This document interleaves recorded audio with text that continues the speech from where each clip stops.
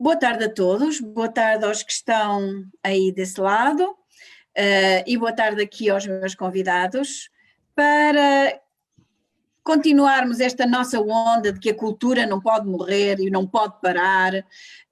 Resolvemos continuar a fazer as nossas emissões online e desta vez estamos aqui para apresentar um novo livro. Um livro fora do comum, mas do qual nos falará a professora Ana Cristina Macedo, que é professora no Politécnico do Porto, é professora de Literatura e Cultura desde 2003, é investigadora na rede temática Las Literaturas Infantiles del Marco Ibérico e Ibero-Americano, da Universidade de Santiago de Compostela, e da Associação Galego-Portuguesa de Investigação em Literatura Infantil e Juvenil e do Núcleo de Investigação em Estudos Literários e Culturais. A sua tese de doutoramento foi sobre a escrita de Ilse Losa para a infância e juventude. E para não nos alongarmos mais, porque o que é importante é falarmos do livro que nos traz aqui hoje, eu vou dar a palavra à professora Ana Cristina Macedo. Boa tarde a todos e obrigada, Cristina, pela simpática apresentação. Ora bem, eu venho aqui de facto não tanto apresentar o livro, mas sim falar sobre ele numa perspectiva, numa ótica pessoalíssima, não tanto como professora de literatura, porque acho que seria entediante fazê-lo nessa perspectiva. Portanto, vou mesmo falar sobre tudo aquilo o que eu senti, o que eu posso dizer sobre esses sentimentos e partilhar essa experiência leitora com o público e na esperança de que fiquem entusiasmados e com vontade de ler este livro, que é de facto um livro que eu atrevo-me a dizer sem paralelo. Nas muitas leituras que já fiz, é um livro que me surpreendeu muito pela positiva, que me deixou, como eu te dizia há pouco na nossa conversa anterior à visualização no Facebook, que me deixou num patamar de espanto, não é? E de sobressalto acima de tudo, não só pelas ilustrações, as ilustrações também, mas já estava um pouco habituada ao estilo e às ilustrações da Ana Biscaia, mas o próprio texto, portanto a simplicidade de um texto que desliza como se a folha, a linha em que as palavras se combinam fosse o fio da navalha. Portanto, numa simplicidade aparente, porque depois por trás, e como o próprio título, não é, do livro indica, nós temos o título que é paradoxal, ele próprio, porque é o retrato. Portanto o retrato é algo que por um lado é visível, é fixado, é a imagem fixada. Claro que não vamos agora entrar em pormenores se o retrato é fotográfico, se é pintado, porque aí entramos em campos sensoriais diferentes, não é? De representação diferentes, mas o que é certo é que o retrato é aquele que é visto, que fica visível, não é? E depois temos aquele subtítulo paradoxal, não é? Que vai fazer o paradoxo, que é aquilo que não se vê, não é? Portanto, e é exatamente, creio que este paradoxo do título é aquilo que eu encontro quando inicio a leitura e termino a leitura, e necessariamente volto ao início da leitura, porque é um livro que nos obriga a isso, não é? Portanto, é um livro que não se fecha sobre si mesmo e que nos obriga a reler, não só por causa da ciclicidade da vida, do próprio tema, mas também porque nos provoca esse sobressalto, e temos necessidade, ou pelo menos eu senti essa necessidade, de voltar ao início e de recomeçar, porque senti que não apanhei, ou talvez pudesse não ter apanhado, tudo aquilo que não se vê, e portanto fiquei muito desconfiada e voltei a reler. Portanto, é um livro que se lê e relê constantemente. Ora bem, mais coisas que eu vos posso dizer sobre esta minha experiência maravilhosa, é que estamos perante também um livro, não é? Que é uma sequência, como eu escrevi no pequeno texto que a Ana me pediu. É um livro que se apresenta como uma sequência de fragmentos, não é? Quer ao nível não só da escrita, mas também das imagens, da ilustração. Portanto, são pequenas histórias de vida, pequenos acontecimentos que sintetizam histórias de vida.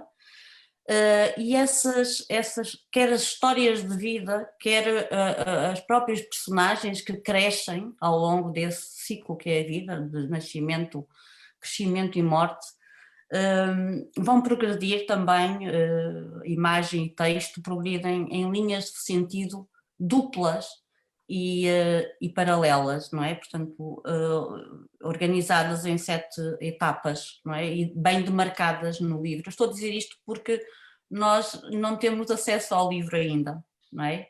Portanto, estamos online, portanto, com toda a dificuldade que é estarmos a falar de objeto livro online. Portanto, isto é tremendo. Para mim é, porque ainda por cima, porque eu sinto a necessidade e a falta de ter o livro na mão, não é? para poder falar melhor sobre ele. Mas pronto. Mas eu dizia que, acima de tudo, há 7 etapas e que estão bem demarcadas no livro, não é? Como se fossem capítulos, não é? Cada capítulo ou uma fase da vida, da etapa da vida, não é? Mas é engraçado que esses capítulos podiam não existir, não é? Porque nós podemos baralhar, digo eu, podemos pegar nas páginas, se o livro não estivesse composto, cozido, não é? Podíamos jogar com as páginas como se fosse um baralho de cartas, não é? Nessa grande metáfora da vida, não é? E é isso que eu também acho, do ponto de vista artístico, extremamente deslumbrante, a ideia e a forma como a ideia foi concretizada pela Ana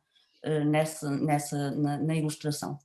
E inclusive a páginas tantas temos de facto também lá o tal baralho, não é? O tarot, que nos vai mostrando símbolos, não é? Que nos permitem interpretar os acontecimentos da vida, não é? Indícios.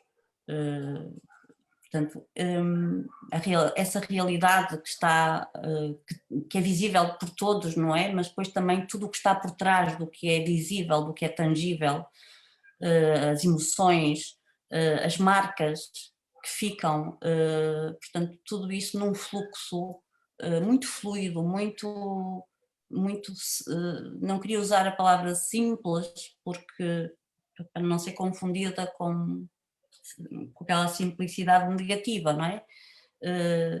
Mas se calhar deixa-nos a pensar nessa tal insustentável leveza, não é? Da vida, não é? Que é isso que de facto o texto nos passa, não é? Há uma leveza que é insustentável. E portanto tudo depende do ponto de vista, tudo depende da forma como nós olhamos para os dois lados, não é? Para aquilo que se vê, para aquilo que está por trás, não é? Com mais ou menos otimismo, com mais ou menos esperança. O que é certo é que, tratando-se de um livro que eu não sei se posso determinar o tema, não é? O tema não é a morte, definitivamente, o tema é a vida, sendo que a morte é apenas uma etapa da vida. Temos um livro que nos fala, acima de tudo, de esperança, não é? Que nos faz acreditar nos nossos poderes, no poder de cada um de nós, de olhar para a vida e para os momentos menos bons da vida e interpretá-los de forma positiva, de forma a reinventarmos-nos, não é? Também como não só para sobreviver, mas acima de tudo para viver bem. para garantir uma qualidade de vida, não é? Baseada, fundamentada em aspectos positivos, luminosos. E daí também, no final, eu não quero ser spoiler, mas no final temos depois aquela também desconcertante sugestão numa espécie de exercício pedagógico, não é? Vamos então reescrever as histórias de vida, dar expressão aos nossos desejos, àquilo que gostaríamos que tivesse acontecido e que não aconteceu, mas se nós reescrevermos a história, tudo se torna possível novamente, não é? De outra forma, de forma renovada, portanto, e é por isto tudo que eu estou aqui a partilhar convosco, que eu só tenho essas palavras mesmo para definir este livro, que é sobressalto e espanto. E é isto que permanece, e eu vou ter que regressar muitas vezes ao livro, muito mais vezes, e estou ansiosa para que me chegue às mãos o objeto, o livro, porque ele é de facto um objeto artístico, na plenitude do termo. Estou ansiosa para poder tocar, para poder sentir a textura, para ver melhor as cores, para ver aquele fio, o fio da vida correr de outra forma, não é? Preciso disso, porque eu acho que não vi tudo e vou continuar a não ver tudo. Aquilo que não se vê vai continuar lá atrás, e queria só aproveitar também este aspecto da escritura do livro, do Clovis, para dizer que, porque é uma coisa que eu me questionei muito, mas este livro é um livro para que idades? Porque eu não sou nada dada a estas questões, não é? De idades, faixas etárias, recomendações, não sou muito dada a isso. Acho que as crianças leem aquilo que conseguirem ler, não têm que atingir os sentidos todos, porque isso é impossível. De resto, em literatura, em arte, não é possível alcançar esses sentidos, porque esses sentidos não existem, ou existem em cada um de nós individualmente, e portanto existem tantos os sentidos quanto os leitores e quantos aqueles que veem e ouvem a peça, não é? A obra de arte.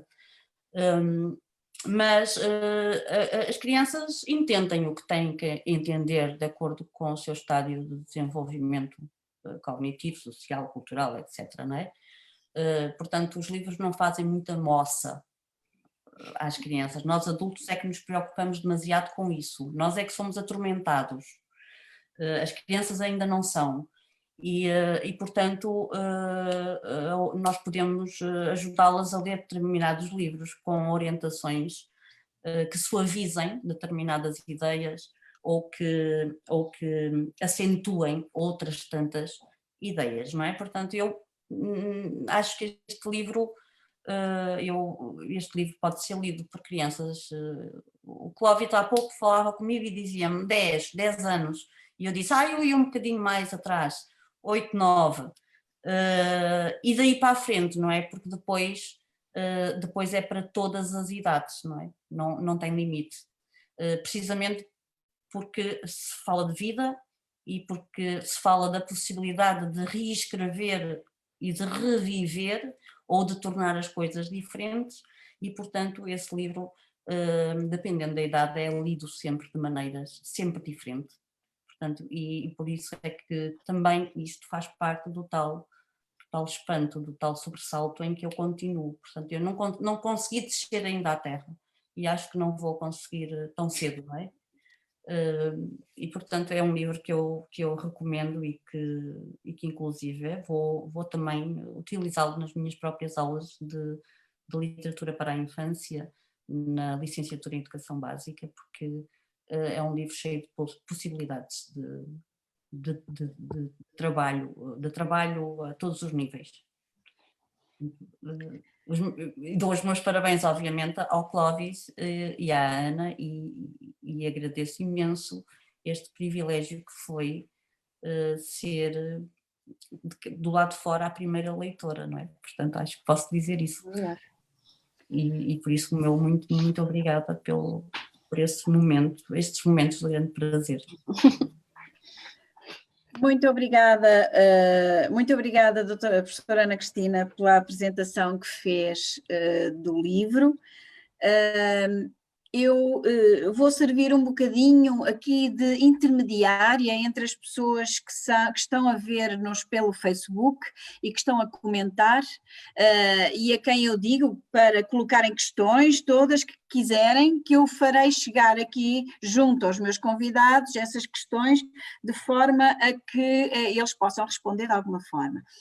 Nós temos aqui já várias pessoas, Arnaldo Cunha a dizer salve Clóvis, Beatriz Bonfim, sucesso, Henrique Gazola que diz sensacional Clóvis, parabéns a todas e a todos, Vítor Gaspar que diz que há géneros que os livreiros não sabem nitidamente onde arrumar. E eu penso que era isso que a professora Ana Cristina estava aqui a referir quando dizia que depois os livros, é um livro que suscita espanto e é um livro que não é um livro convencional. Segundo aquilo que a professora Ana Cristina, o livro está fresquinho, eu não sei se as pessoas já perceberam que o livro saiu ontem da gráfica e portanto está fresquinho e portanto nós não temos ainda, ou há poucas pessoas ainda com o objeto propriamente, o objeto livre na mão. Nós temos, e com certeza a professora Ana Cristina teve acesso às imagens do livro, ao livro em si, mas em formato digital. Portanto, eu penso que estamos todos curiosíssimos, e depois desta apresentação da professora Ana Cristina Macedo, estamos todos curiosíssimos para ter o objeto na mão e para poder desfolhá-lo e ver essas diferentes vidas e reviver essas vidas e reinventar essas vidas. Temos também aqui a Mariana Sá a dizer que fica muito feliz por ver este livro em Portugal e enviar um beijinho para o Clóvis. A Adelice Souza que diz que da floresta ocidental amazónica vão os cumprimentos aos admirados Clóvis Levi Silva e Ana Biscaia. E antes de nós vermos aqui mais comentários e questões, mais uma vez incentivo as pessoas que nos estão a ver para colocarem questões, se quiserem, que eu transmitirei, como podem estar a perceber, e vou passar então a palavra agora um bocadinho aos autores. Em primeiro lugar vou pedir à Ana Biscaia que nos explique, porque este livro foi editado pela editora Xerefé, que da qual é responsável a própria Ana Biscaia. E portanto ela está aqui num duplo papel de ilustradora bem conhecida e ganhadora de prémios, e menos conhecida no seu papel de editora, e uma das coisas que eu gostava muito era de perceber como é que foi este processo, esta dupla intervenção na concepção, na criação deste livro. Ana, podemos ouvir? Sim. Bom, antes de mais, antes de começar a responder, eu quero agradecer à Cristina Faria e ao Centro Cultural Penedo da Saudade, à Ana Cristina, por tudo, por ter sido a primeira leitora, de facto a quem, pronto, para além do Clóvis, obviamente, que sabe o livro de trás para a frente e de frente para trás, mas a Ana Cristina foi de facto aquela pessoa que leu o livro e que me ajudou em algumas coisas, estas coisas que ela acabou de dizer, e foi uma das coisas que eu falei com ela logo quando estava a fazer as ilustrações, esta coisa do ciclo, do baralho, das coisas, das ilustrações e das imagens, das histórias poderem ser todas baralhadas. Isto foi uma coisa que para mim sempre foi muito claro desde o momento em que li o texto. Este livro acontece porque eu conheço o Clóvis e somos amigos, trabalhámos juntos, e um dia em 2016 o Clóvis veio a Coimbra, já não estava em Portugal, mas numa das vindas a Portugal veio a Coimbra e nós fomos tomar um café ao Café Santa Cruz e ele tinha este texto para me dar. este texto que eu tenho aqui impresso. Ainda tenho o texto original que ele me deu para as mãos. Está aqui, aquelas folhas já um pouco rabiscadas, mas tem aqui o retrato daquilo que não se vê. E quando eu comecei a ler este texto, e este texto tem uma particularidade. Quando eu comecei a ler, existe, por exemplo, uma primeira página em que faz a descrição de todos os personagens, não é? A descrição do retrato. E depois o ilustrador vira a página e aparece uma página em branco só com a palavra os sonhos. E depois a apresentação de um personagem, a Genilda, o que é que ela quer, o que é que ela sonha. Depois vira-se a página e aparece outro personagem, outros sonhos de outro personagem. E vira-se a página e assim sucessivamente até percebermos quais são os sonhos dos 7 personagens que fazem parte deste retrato. E só a apresentação textual deste livro, deste texto, nas páginas em branco, eu quando o li pela primeira vez percebi logo que em termos estruturais o Clovis estava mais uma vez, não sei, acho que senti sempre, bem como no livro A Cadeira Queria Ser Sofá, há uma espécie de uma provocação que ele faz.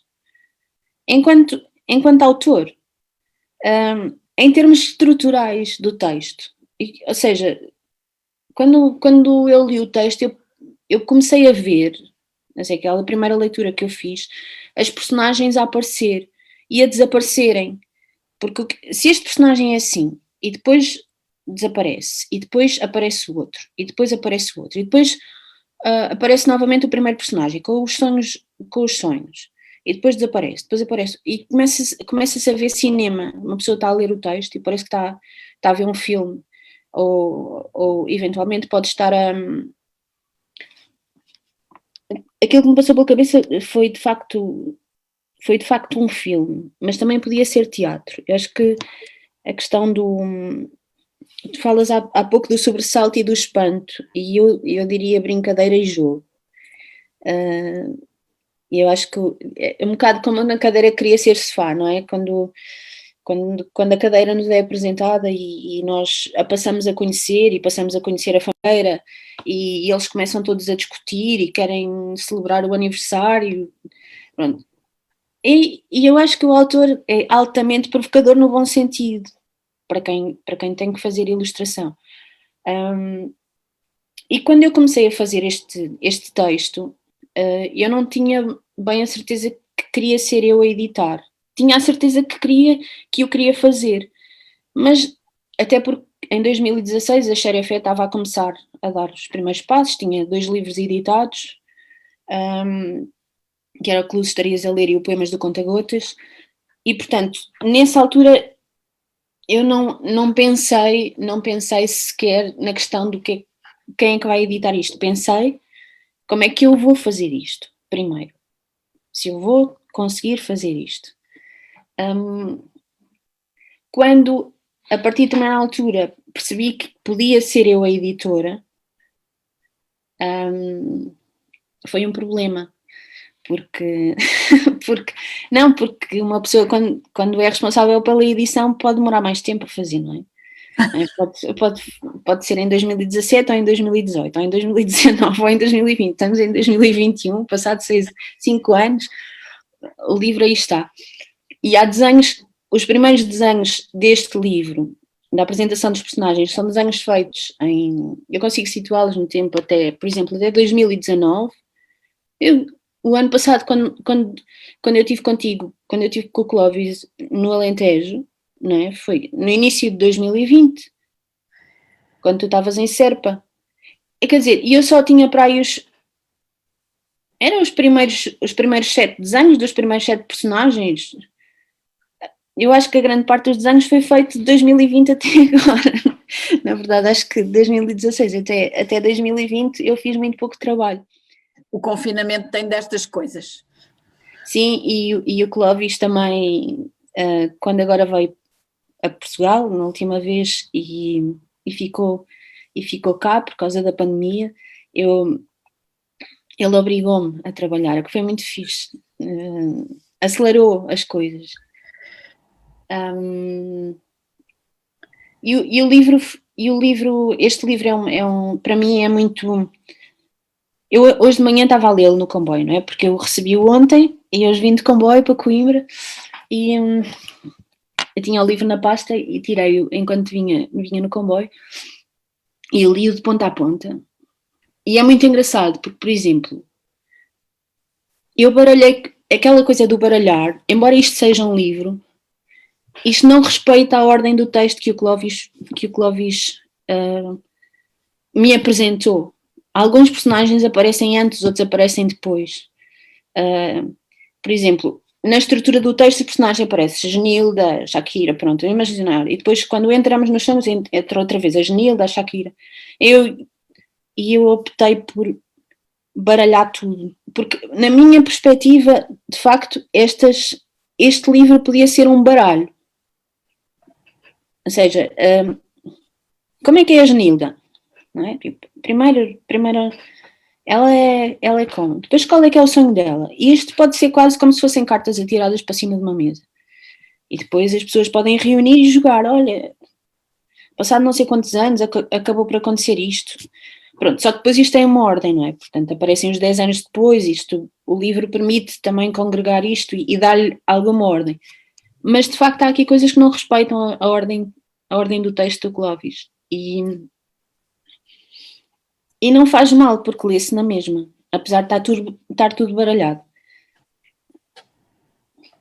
E eu acho que o livro, eu hoje fico muito contente ao lê-lo, porque o livro, uma pessoa lê o livro e depois, a sensação que tem quando o fecha, quando o termina, é uma sensação de alívio. Uma pessoa fica aliviada quando termina de ler o livro, porque é a sensação que é mesmo possível. Eu tenho aqui um livro, eu posso mostrar. É fixe, é grande. Não, mas há uma coisa que foi curiosa neste livro. Este livro fala de um retrato. E quando... A primeira imagem que eu fiz para este livro foi o retrato em si, né? Tipo, uma imagem grande, com os 7 personagens aqui dentro. E foi a partir deste primeiro retrato que eu comecei a construir o livro. Portanto, existe a Genilda a saltar a corda, não é? E a partir desta menina que está a saltar a corda, que aparece o desenho, parece o filme, não é? Ela a saltar. Mas tem a origem da cena, ou seja, do pequeno filme, na minha cabeça, este livro é uma espécie de um filme. Se é uma pessoa entrar dentro do retrato e começar a imaginar, se eu fosse um fotógrafo, o fotógrafo que não existe no livro, não é? Mas é quase como se, e se eu fosse o fotógrafo, como é que estes personagens seriam? De que modo é que eles sorriam? De que modo é que olhavam uns para os outros? Eles não falam uns com os outros. Essa é uma grande questão minha. Porque é que eles estão ali todos juntos e não falam num com os outros?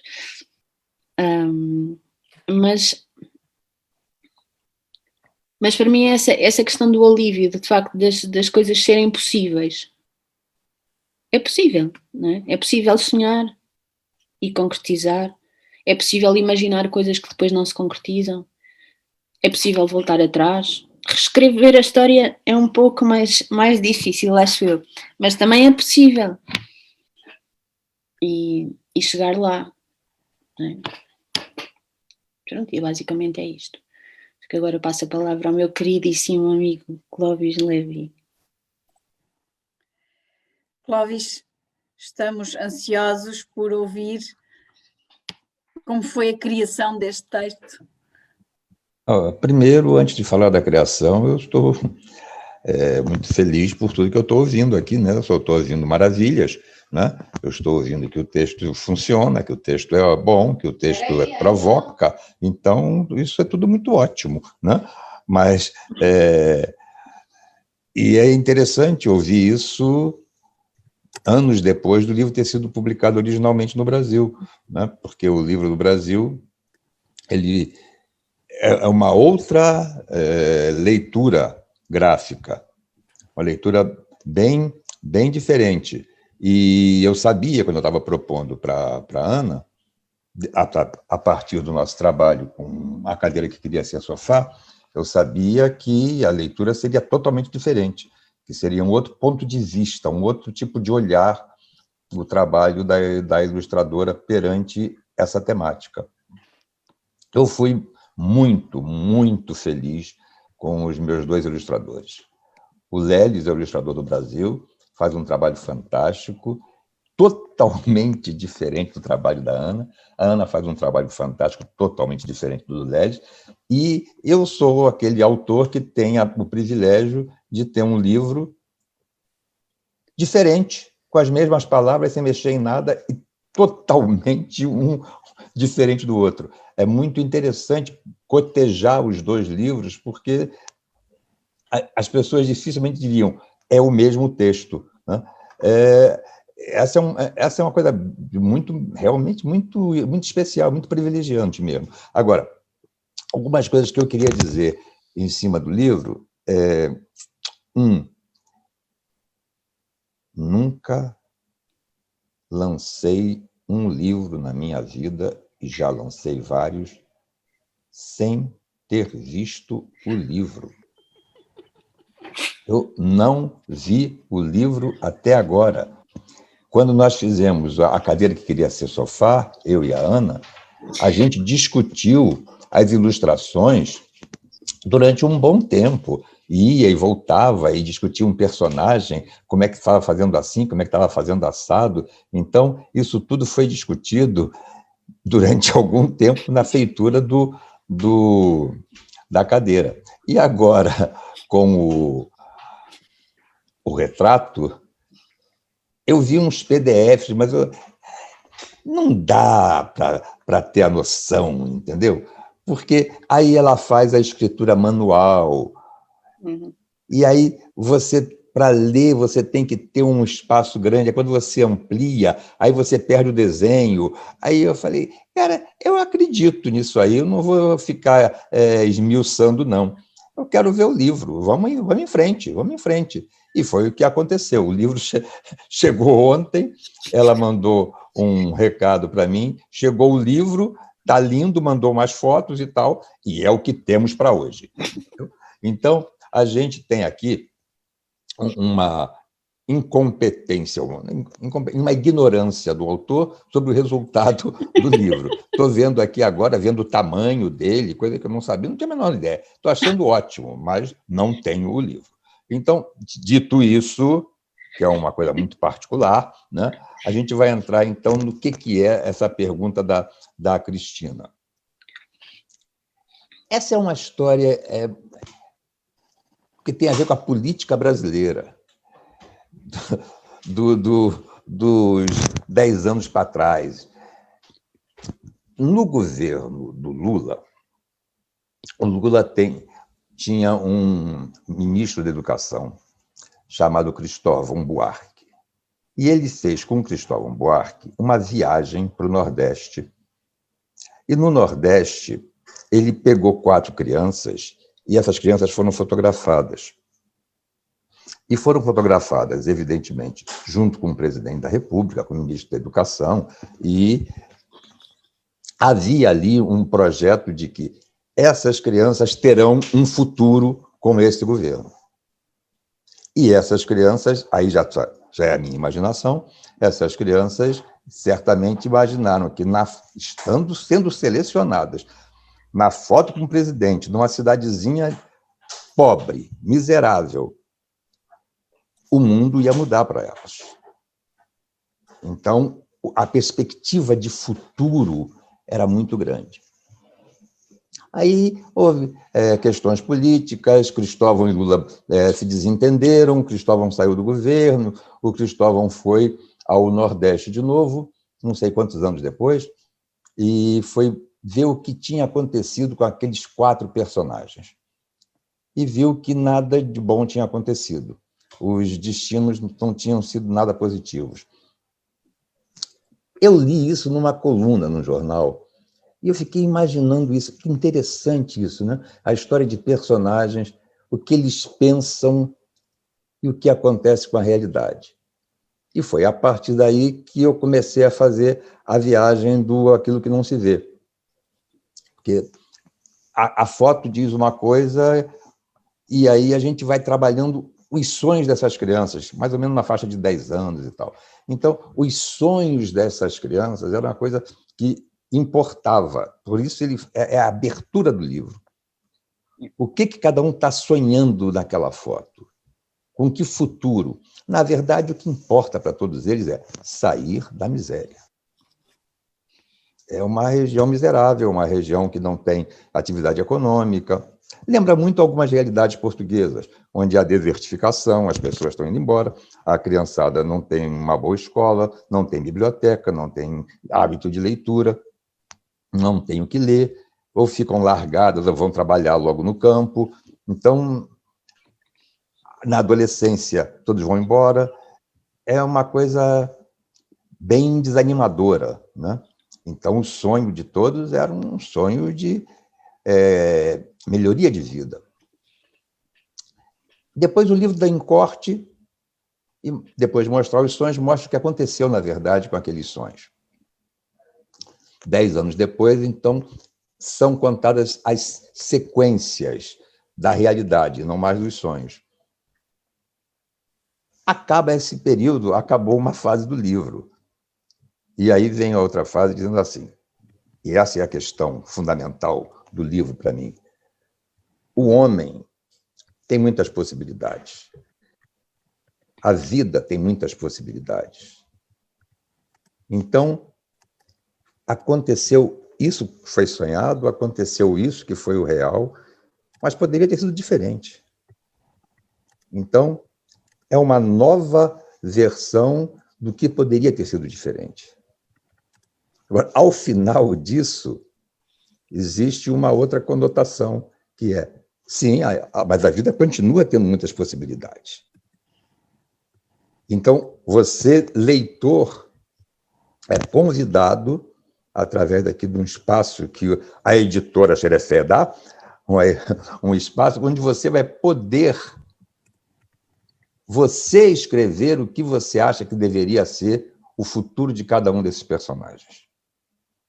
E feito isso, ainda existe uma outra página final, que é uma página que é o texto final, que é você pode aqui inventar novos futuros para os personagens, mas pode também inventar novos futuros para você. Então, é uma coisa muito questionando você na sua postura perante a sua vida. Ou seja, aí a questão da idade, né, que estava comentando com a Ana Cristina, a questão da idade. É evidente, isso vai ser lido de maneiras diferentes em função da vivência de cada leitor. Mas o importante é que as pessoas briguem pela vida, é que as pessoas briguem pelos seus sonhos, é que as pessoas ponham na frente sempre um objetivo de melhoria de vida, de uma vida mais plena, uma vida mais rica, uma vida mais relacionada humanamente. E aí, nesse aspecto, eu acho que não se falou aqui ainda, mas acho que há um aspecto interessantíssimo, porque o livro trata de 4 personagens. Mas, ao mesmo tempo, nós temos 3 coadjuvantes importantíssimos. Um coadjuvante importante é Jupira, que é uma cadela grávida, que é abandonada pela aldeia, não tem dono, né? Que vive procurando comida, procurando água e procurando uma sombra debaixo daquele sol do Nordeste brasileiro. Nós temos uma criança, um bebê, que não tem muita história no livro, porque aos 11 meses ele morre de disenteria, doença típica de uma região pobre, como o Nordeste e tal. E temos uma terceira coadjuvante, que é aqui chama papagaio, né? Um papagaio de papel, apaixonada pela liberdade que o vento dá para ela, e ela quer se juntar a essa paixão pelo vento, mas tem um dos meninos fica tocando o papagaio com um fio e ela não se liberta daquele fio. Então, a primeira necessidade dela é se libertar desse fio. E depois, então, ela vai ter uma relação um tanto quanto conturbada com o vento, que não vale a pena contar. Mas é esse papagaio que conta a primeira parte da história, até um acontecimento que muda um pouco o destino do papagaio. E temos, então, 3 personagens que vão acompanhando a história de uma maneira paralela. Por exemplo, 10 anos depois, quando eu digo que a vida foi assim, mas poderia ter sido assada, o menino que morreu com 11 anos não morreu. Está lá. E tem um outro tipo de vida. Então, são essas possibilidades. Eu acho que a gente tem uma necessidade de trabalhar com a questão de que nós fazemos o nosso destino, a gente banca os nossos sonhos, e muitas coisas dependem da nossa personalidade, da nossa determinação, mas tem outro detalhe interessantíssimo que nem sempre se vê, que é o acaso. Então, às vezes, entra um acaso que muda tudo. E você tem que refazer teu sonho, você tem que refazer a tua energia, a tua força, e você tem que se dispor à vontade para a brigar de novo. Porque não estamos aqui para ser derrotados por acasos. Estamos aqui para vencer os acasos, né? Por exemplo, eu não aguentei aqui 4 anos de espera com o desenho da Ana Biscaia. Aguentei, vamos lá, Ana. Todo ano eu perguntava para ela, e aí, no nosso livro? Ah, tá indo, vamos lá. É assim, a gente tem que ir à luta, entendeu? Então, estamos todos felizes hoje, todos dando risadas e tal, mas eu acho que deve ter sido muito difícil para a Ana. Muito difícil, porque, além de tudo, carregar a responsabilidade da editoria, né? Ser editora de um livro, e de um livro de uma autora, ilustradora, eu chamo sempre de coautora, porque não é uma ilustradora fácil para uma editora. Eu acho que os editores têm problemas, né? Porque ela vai na viagem dela e isso tem uma demora, isso tem um custo, isso tem uma pesquisa, uma investigação, é tudo assim, né? Então, a gente tem que batalhar pelos nossos sonhos. Acho que isso que é importante. Eu acho que tem mais uma coisa que eu anotei aqui, que vamos ver se são importantes ainda.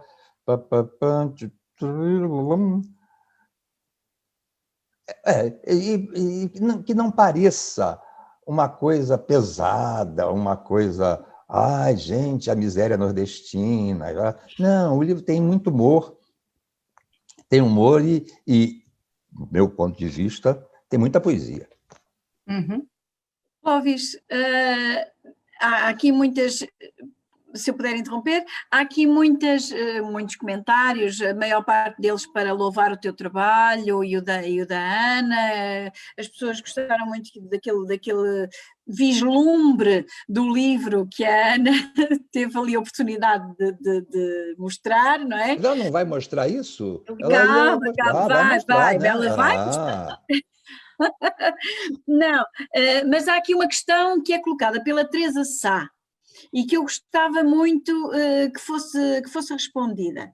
Então, é a seguinte, diz ela: esta história foi trabalhada com meninos em abandono escolar, migrantes e do ensino especial, num mesmo grupo. Foi um maravilhoso desbloqueador destes meninos emperrados neles mesmos. Leio e releio este livro para acrescentar possibilidades à minha leitura inicial. Curiosa para ver esta versão, e se a alteração do título é mais-valia na minha perspectiva de leitora. Mas fica a pergunta: mudança de título, porquê?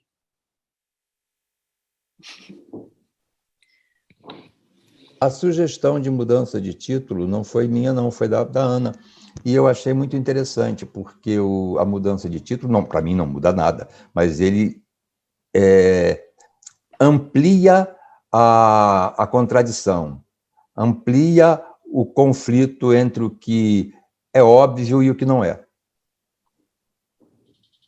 Mas quando eu recebi o texto, e só para responder a essa pergunta, e de uma forma muito objetiva, quando eu recebi o papel do Clóvis, que diz assim, o retrato, entre parênteses, aquilo que não se vê. Portanto, isto para mim sempre foi o título desde o início. Não há... Quer dizer que o título é meu mesmo? Eu nem me lembrava. Sim. Porque isso foi há tanto tempo, sabe, Ana? Eu não me lembrava. Então, esse título, ele desapareceu na edição brasileira. Eu já não me lembro mais nem porquê, já é muito tempo atrás, eu não me lembro. Mas então o título é meu. Então a ideia era essa mesmo, de jogar com esse conflito. Obrigada, Clóvis. Ana, volto a ti, porque eu penso que podes permitir às pessoas ter uma ideia daquilo que é o livro, embora em formato digital. Não queres partilhar um bocadinho? Deixa eu ver. Conseguem ver? Sim. Eu vou pôr isto em...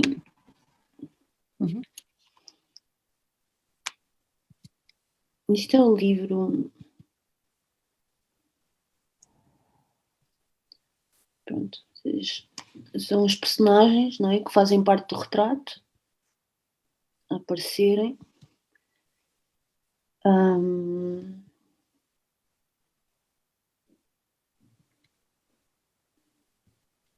Os sonhos de cada um deles.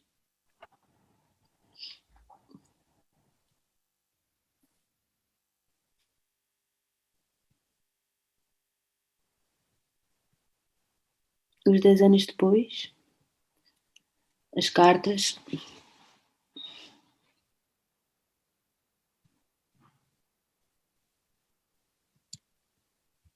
mas a realidade onde moram estas personagens.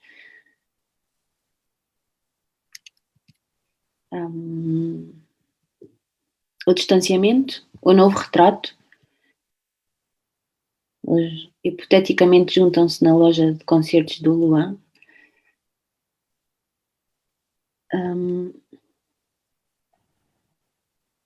O fim, pronto, e novamente novas possibilidades. E depois o final do livro. E já está. Eu vou passar rápido para as pessoas não conseguirem ler, para depois poderem ler.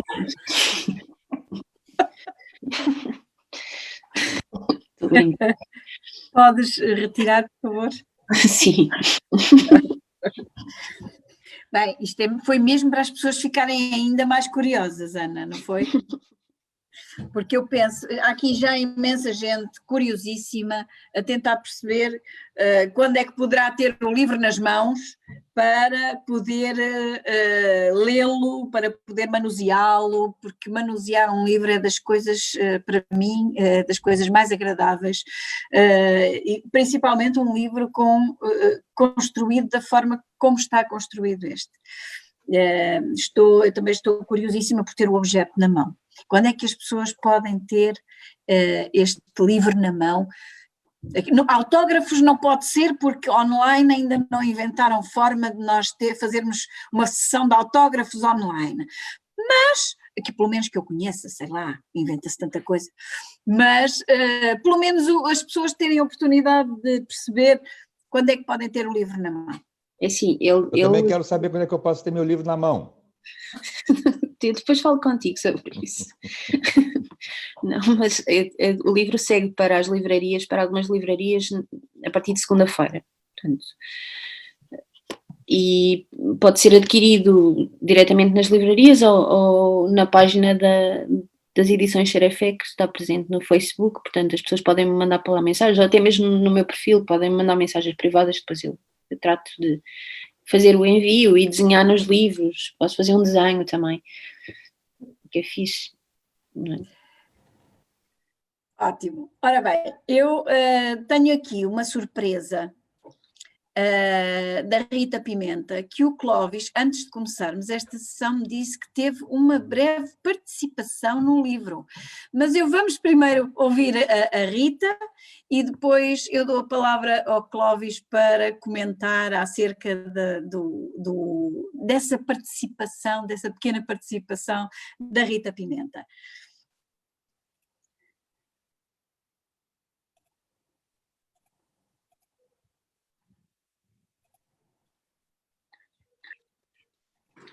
Olá, daqui fala Rita Pimenta, do Jornal Público e do blog Letra Pequena. Obrigada à Ana Biscaia e ao Clóvis Levi por se terem lembrado de mim para ajudar a apresentar mais um livro dos dois. Obrigada também ao Centro Cultural Penedo da Saudade, nome lindo, do Instituto Politécnico de Coimbra, por me facultarem este tempo de antena. Feitos os agradecimentos, vamos a isto.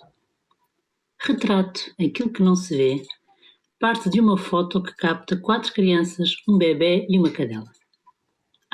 E uma pipa. Em português de Portugal, um papagaio de papel.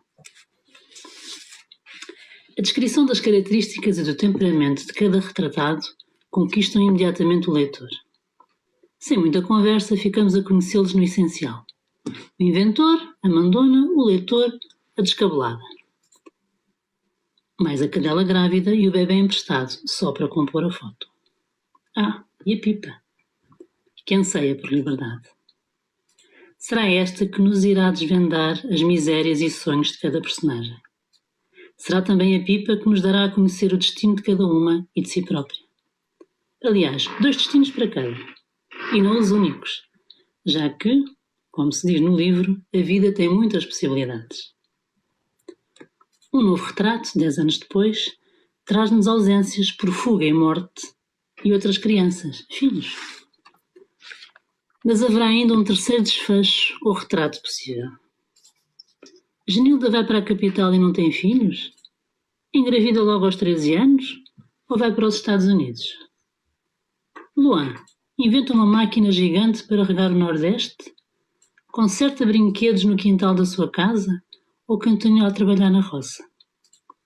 Wellington torna-se escritor e cria uma biblioteca na escola? Trabalha numa fazenda e não lê um livro desde os 12 anos?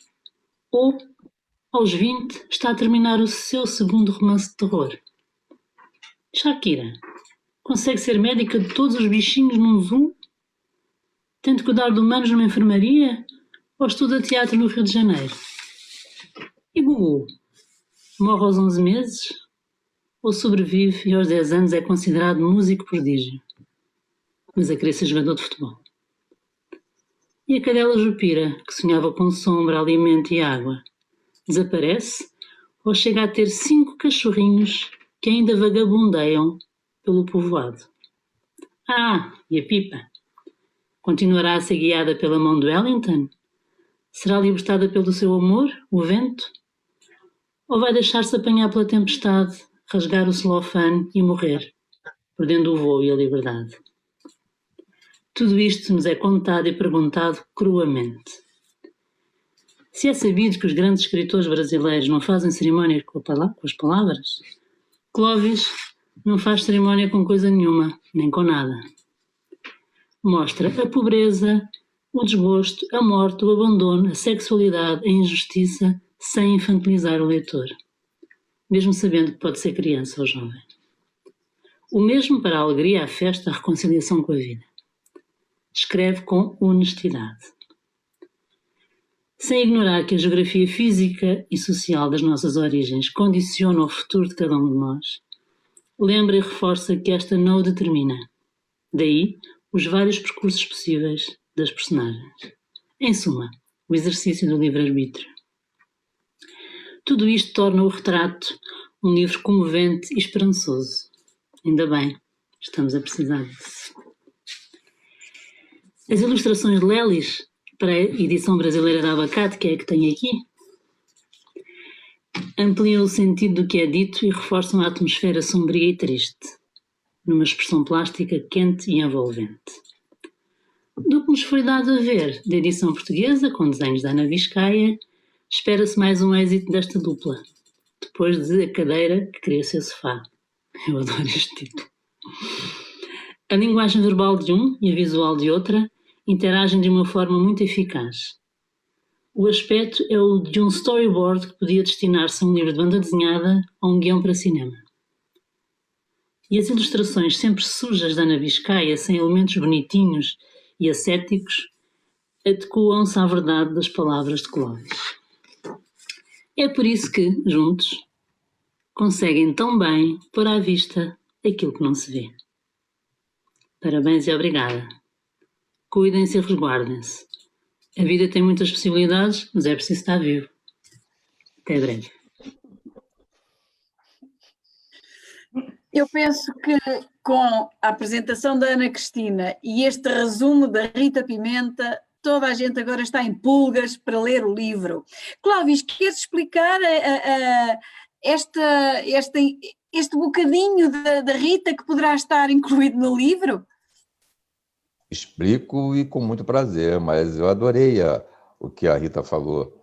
É realmente um presente que ela fez para nós, né? Porque ela poderia ter escrito, ela disse que ia escrever uma coisinha e tal, e fez essa gravação bonita, cheia de sinceridade, cheia de afeto, visivelmente cheia de afeto, né? Foi lindo ter visto a Rita falando isso. E tem uma coisa que eu acho que é importante aí, que é a maneira com que ela fala dos universos gráficos, né? E deu também a chance para algumas pessoas de Portugal de ver a imagem da edição brasileira, porque quem está falando aí de Portugal, que viu o livro, que já fez o livro, a Teresa Sá, né, citou, que já trabalhou com o livro e tal, é em cima da edição brasileira, né? Tinha o exemplar brasileiro. Então, é interessante saber também que que o livro conseguiu ter alguma entrada aqui em Portugal. Legal isso. Mas, de qualquer forma, agora tem o livro português mesmo, né, que vai ocupar o espaço que é dele, né, que é o espaço português. Então, o que tem a ver tudo isso com a Rita Pimenta e a sua participação no livro? É que eu escrevi o livro em 1985, quando eu vim para cá, para um festival, um encontro de escritores lusófonos.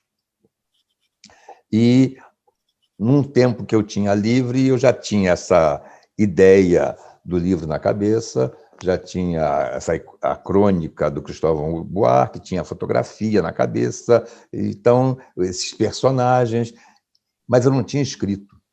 Foi aqui que eu escrevi, e tenho absoluta certeza que até hoje foi o livro que eu escrevi com menos palavras. Foi onde eu escrevi menos.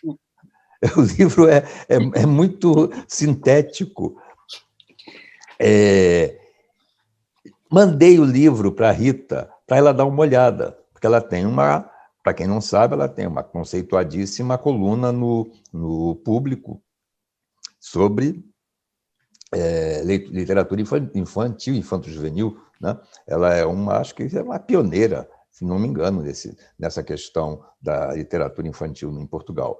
E ela leu, e a gente foi conversar um dia sobre isso, estávamos conversando, e quando eu falei dessa possibilidade do leitor escrever a versão que ele daria para o final de cada personagem, e que todos os personagens, todos os leitores, todos os personagens podem ter o seu futuro mudado, aí ela fez um comentário e disse assim, mas você pode, como leitor, também, ao ler o livro, mudar seu próprio futuro.